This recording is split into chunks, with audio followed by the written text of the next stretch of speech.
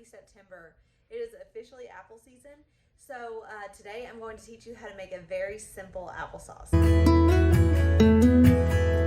You're going to need to peel, core, and slice 4 apples. I like to use Honeycrisp, but you can use Granny Smith or multiple other varieties of apples as well.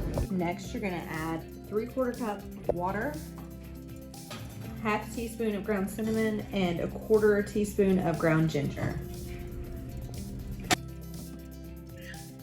After 15 to 20 minutes, remove the apples from the stove and grab a fork or a potato masher.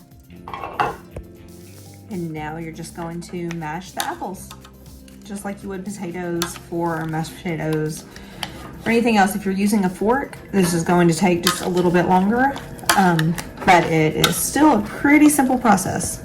You can also put your apples in the blender if you want to make this a little bit faster, but it's really pretty quick this way too. It's just difficult when you're doing it one-handed.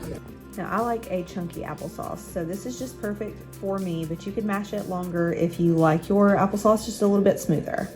This last step is completely optional, but you can add a 1/4 cup of honey or white sugar to your applesauce to make it a little bit sweeter.